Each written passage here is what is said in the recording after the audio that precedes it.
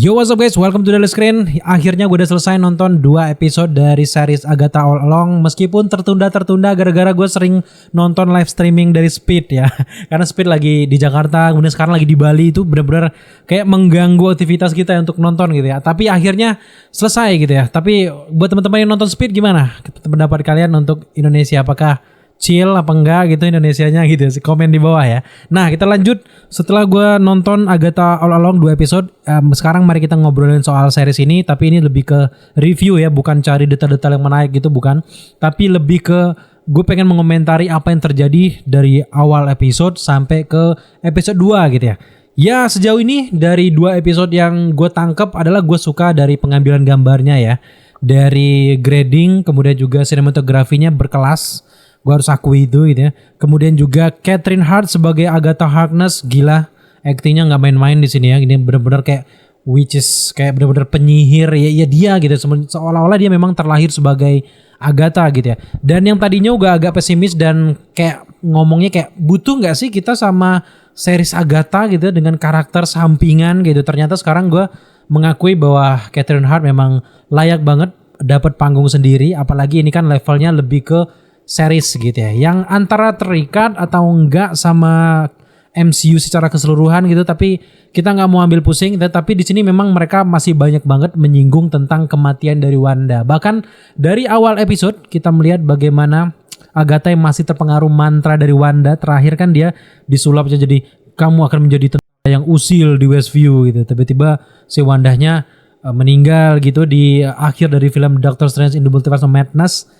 Dan sekarang di akhirnya detik-detik setelah kejadian itu kita diperlihatkan bagaimana cara dari Agatha Harkness ini memecahkan mantra-mantra dari Scarlet Witch itu. Meskipun dia sudah meninggal, ternyata mantranya tetap nggak akan bisa lepas gitu aja gitu. Barulah datang sosok yang disebutin ini gitu ya. Kita belum tahu siapa nama sebenarnya. Gue nggak mau mengamini bahwa dia adalah Billy Kaplan.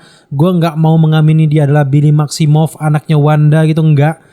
Kita belajar dari kasus dari WandaVision kan, Mephisto, Quicksilver, ternyata bukan gitu ya.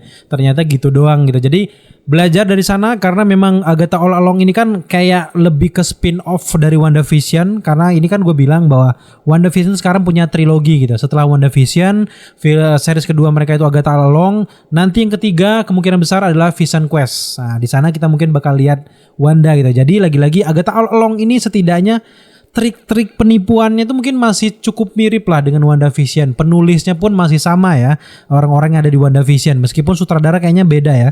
Nah, secara keseluruhan gue lihat dari beberapa proses syuting, Kevin Feige mendukung banget series ini. Nggak tahu daya tariknya apa, kayaknya ada sesuatu yang sedang dipersiapkan. Kenapa Kevin Feige yang bener-bener turun langsung gitu ngeliatin proses syutingnya. Ya meskipun film-film dia juga sering turun ya, tapi di sini kayak dia punya perhatian lebih gitu. Bahkan Catherine Hart di beberapa interview dia bilang, gue nggak habis pikir dan juga kayak nggak terbayangkan bahwa karakter Agatha ini sepenting itu, dan apa yang diceritakan dari series ini ternyata punya pengaruh yang cukup besar. Artinya ini akan berlanjut ke project-project dari Marvel selanjutnya, yang gue duga juga kejadian-kejadian di ending itu memang di satu sisi akan berhubungan dengan hidupnya Wanda kembali gitu ya, akan melanjutkan bagaimana kisah mungkin di Doctor Strange yang ketiga, atau di Vision Quest, atau di solo movie dari Scarlet Witch. Tapi yang terdekat menurut gue lebih ke hubungan itu dekat ke Fantastic Four. Loh, kenapa Fantastic Four bang? Bukannya Fantastic Four Quicksilver, bukannya itu adalah Galactus gitu ya. Nah jadi di cerita-cerita komik dari Agatha Harkness itu ada namanya Nicholas Scratch ya. Nah Scratch ini juga pernah disentil di WandaVision. Si kelinci yang sekarang masih ada itu kan dipanggil sama si Agatha Harkness ini namanya Scratchy. Nah Nicholas Scratch ini kan anaknya dari Agatha Harkness bersama dengan orang-orang, dan juga punya cucu-cucu yang ada di Seven Salem.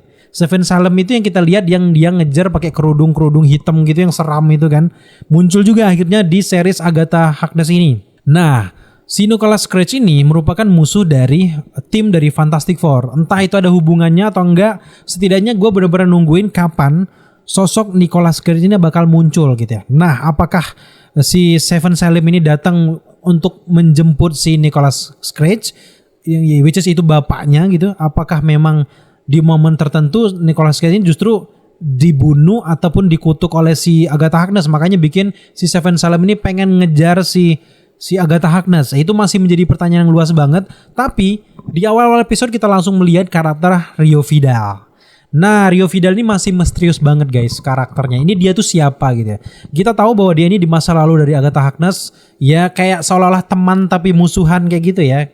Lebih kayak rival kayak gitu. Tapi lebih dalam lagi ini lebih condong ke arah kesana lah ya kita nggak. Dan khusus untuk series Agatha Harkness gue nggak akan bahas soal LGBT pelangi-pelangian kayak gitu ya, karena itu bertentangan sama gue gitu ya. Jadi teman-teman yang nonton ini nggak masalah ya, kita nggak akan bahas itu. Gue lebih condong ke ceritanya. Jadi meskipun nanti dia ada guling-guling kayak bertubuh-tubuhkan kayak, kita nggak akan bahas tentang itu gitu. Tapi dari awal pun kalian pasti tahu resiko yang kalian ambil kalau nonton series ini adalah setidaknya ada unsur-unsur kayak gitu. Jadi kepintaran kalian lah ngefilternya gimana. Kalau gue sih ya, gue udah sering banget nonton hal-hal yang sengaja dibuat kayak unsur-unsur kayak gitu.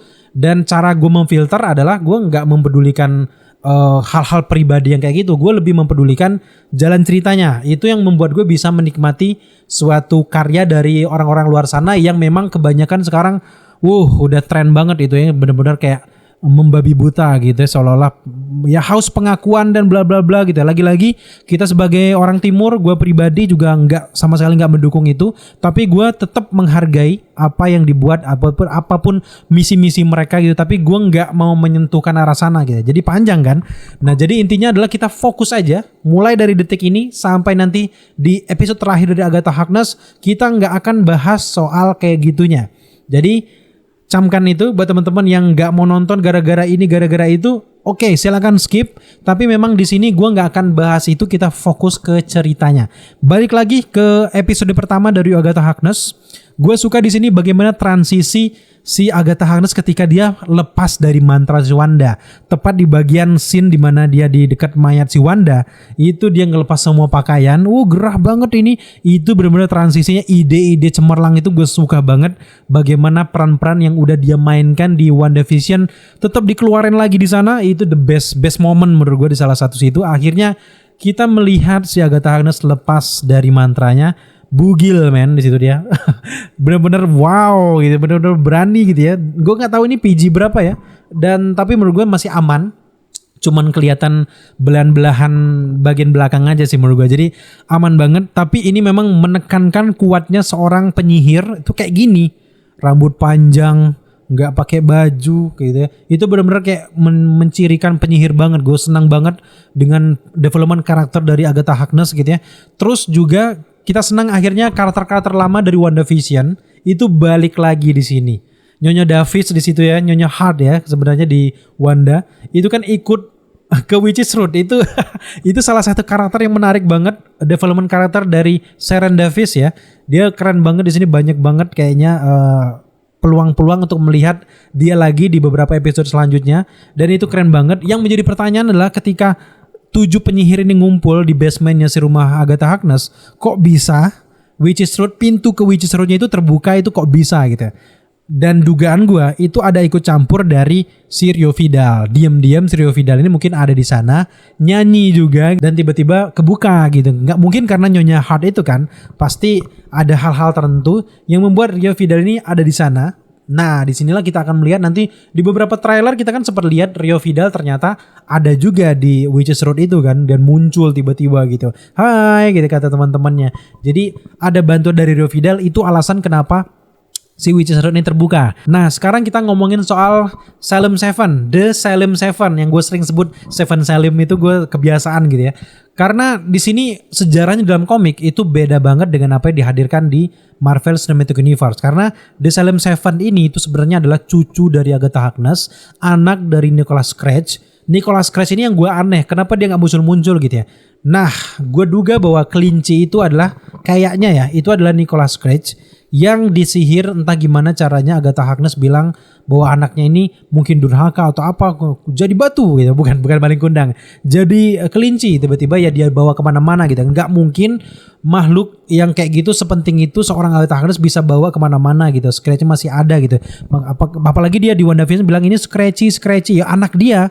Nah, kayaknya Seven Salem ini selama ini nyari si Agatha Harkness nggak ketemu, apalagi masuk pengaruh dari Westview di mana dibentengi oleh kekuatan dari Wanda, si Hex-nya itu kan. Nah, akhirnya susah untuk orang-orang para penyihir ini menemukan si Agatha Harkness lagi. Barulah ketika Hex ini hilang, mantra Wanda pun hilang, semuanya akhirnya kebuka. GPS yang ditanamkan di dalam tubuh si Agatha Harkness mulai ditemukan dan akhirnya ketemulah Rio Vidal lagi gitu ya.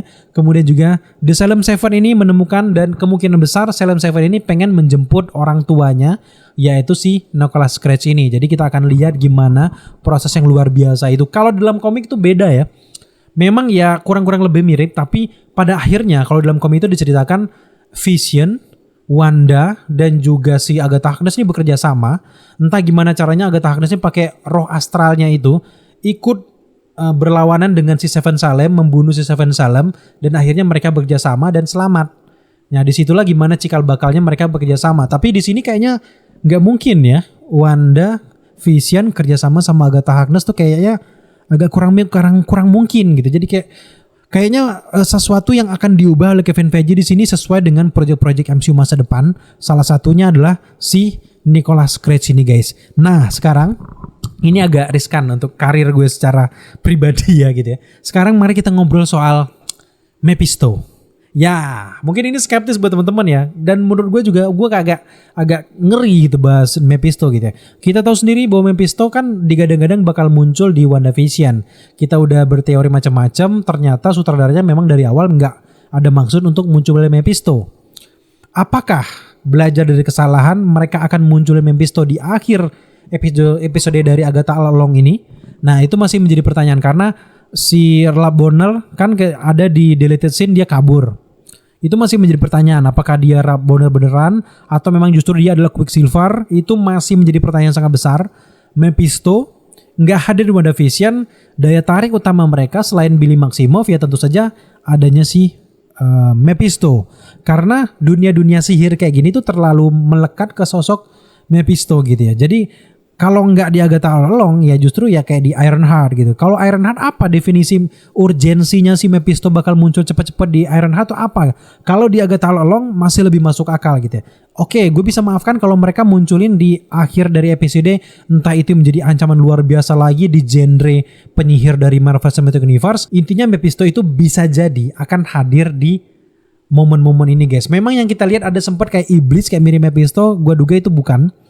Mephisto kayaknya sedang disembunyikan. Ini gue takut banget berteori kayak gini. Tapi anggaplah mereka tuh punya rencana untuk Mephisto. Karena di WandaVision ya, itu terlalu menjurus ke Mephisto banget gitu ya. Pasti dengan hadirnya si Agatha All Along ini akan ada beberapa hal-hal yang Kevin Feige masukkan. Salah satunya adalah Mephisto. Jadi kita akan melihat gimana nantinya kontinuitas antara Agatha All Along dengan film The Fantastic Four ataupun di film-film lainnya. Mungkin juga untuk mempersiapkan film solo dari Scarlet Witch, kita akan lihat nanti bagaimana kedepannya gitu. Tapi secara keseluruhan sekarang ini kita juga cukup, gue nggak berani ekspektasi tinggi-tinggi men dengan Agatha All Along ini. Setelah gue nonton 2 episode, bahkan orang-orang luar ada yang udah nonton 4 episode, mereka masih nggak bisa berekspektasi terlalu tinggi. Dan di review-review mereka bilang bahwa series Agatha itu cukup menghibur, tapi mereka belum bisa memberikan rekomendasi apakah kalian harus nonton atau enggak, itu belum. Karena memang sampai ke 4 episode itu enggak akan terlalu yang nyambung-nyambung banget dengan MCU. Masih akan melihat gimana ulah-ulah dari Agatha Harkness dengan 7 penyihir melewati Witch's Road. Bagaimana dia melawan beberapa ketakutan-ketakutan di Witch's Road. Hanya itu saja. Jadi kita akan lihat aja gimana gitu. Nah sekarang mari kita bahas soal si sosok Tin ini guys. Tin ini kan kita lihat tiba-tiba dia muncul kayaknya pengen nyuri kalung dari si Agatha Harkness kan. Tiba-tiba setelah itu dia ngucapin beberapa mantra, bebaslah si Agatha Harkness dari mantra tersebut. Nah jadi siapa dia? Kalau di series kita tahu sendiri bahwa dia ternyata mempelajari beberapa mantra-mantra penyihir yang akibatnya akhirnya membuat dia bisa mematahkan mantra dari Wanda berkat apa yang dia hafalin, apa yang dia pelajari. Tapi dia belum punya kekuatan yang cukup tinggi gitu ya. Nah sejauh ini menurut kalian siapa sosok satu ini, Tin ini guys? Sejauh ini kita tahu sendiri banyak banget teori yang mengatakan kalau dia adalah Billy Kaplan. Apalagi di series ini dia bilang dia lahir di Eastview. Jadi dia bukan Westview kayak. Kalau Billy dan juga Tommy kan lahirnya di Westview. Kalau ini dia lahir di Eastview. Kalau menjurus ke dalam komiknya, Billy Kaplan ini memang bukan siapa-siapa. Dia adalah orang bumi yang tiba-tiba mengalami kecelakaan. Roh dari Tommy itu masuk ke tubuh si Billy Kaplan ini. Tiba-tiba namanya berubah menjadi Billy Maximoff. Dan dia gabung dengan Young Avengers. Ketemu sama Tommy. Dan akhirnya dia ketika ketemu sama Tommy, dia baru sadar bahwa ternyata ibunya adalah Scarlet Witch. Dan di sana dia cari si Scarlet Witch itu. Itu adalah proses yang panjang dalam komiknya. Nah, kalau memang dia adalah Billy Maximoff, ya memang kayak gitu teori orang-orang gitu. Oke gitu. Kalau enggak, gimana? Apakah ada plan B dari teori kita ini? Siapa sebenarnya anak ini gitu ya? Nah, ini menarik banget. Kalau bukan Billy Maximoff ataupun Billy Kaplan, gue duga sosok ini justru adalah mungkin ya penggambaran dari Nicholas Cage itu sendiri. Karena secara tidak langsung orang yang bisa mematahkan mantra dari Wanda ini adalah orang yang cukup kuat dan juga punya ikatan batin, entah itu sama Scarlet Witch atau dengan si Agatha Harkness. Orang yang punya ikatan batin dengan Agatha Harkness bisa jadi adalah anaknya sendiri. Mungkin di sini dibentuk si Nicholas Cage ini bukan sosok yang berkumis tua kayak yang dalam komiknya, tapi justru masih remaja. Nah, ini menarik banget gitu ya. Dan apalagi ketika si Billy ngelihat ada si Seven Salim itu kan, wow, itu kayak seolah-olah dia tahu langsung. Kemudian juga si Seven Salim kayak seolah-olah gak berani mencelakai si Billy ini. Jadi apa maksud dari semua itu?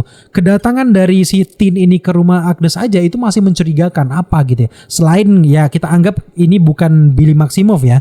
Selain dia bukan Billy Maximoff, siapa dia? Tentu saja dia ada kaitannya dengan Agatha Harkness, entah dari masa lalu atau justru lagi-lagi dia adalah si Nicholas Cage itu, bukan si kelinci itu. Justru dia adalah si Nicholas Cage. Ingat kan dia waktu dia berkunjung sama si penyihir peramal-peramal itu, dia bilang pas dia memperkenalkan diri si Billy-nya, dia bilang oh tidak, dia peliharaan saya gitu ya. Seolah-olah kayak si Rabbit itu tadi kan dan seolah-olah dia itu adalah anaknya si Agatha Harkness. Dan Agatha Harkness ini kayak memang sengaja dibuat mantranya nggak tahu dengan sosok ini. Entah itu disengaja oleh si sosok Tin ini atau justru karena pengaruh Wanda. Yang kalau memang pengaruh Wanda gue agak curiga ya, apakah benar gitu ya.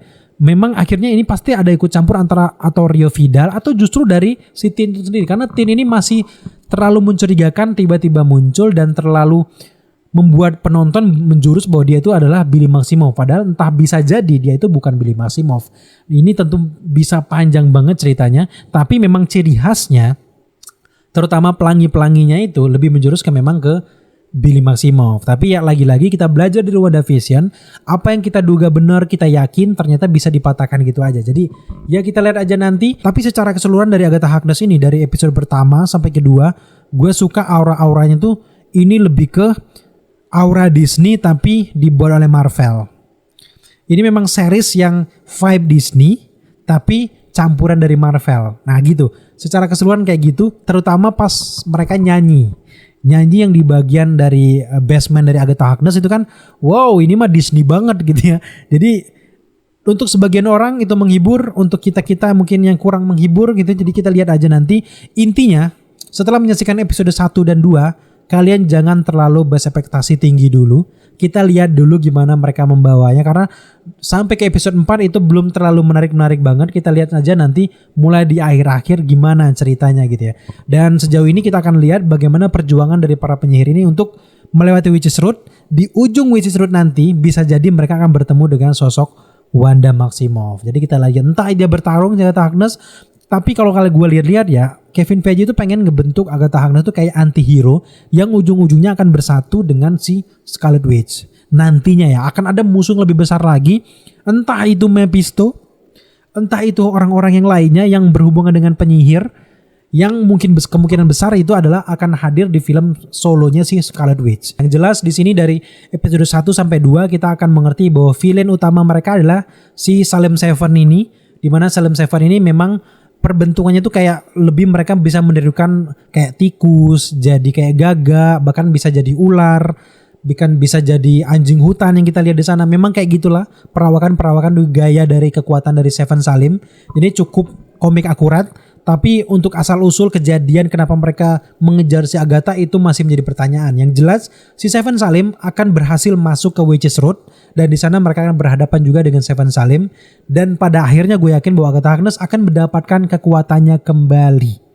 Nah itu akan mendapatkan kuota kembali. Kita akan lihat gimana kerennya dari series ini. Sejauh ini sih gue enjoy menikmatinya.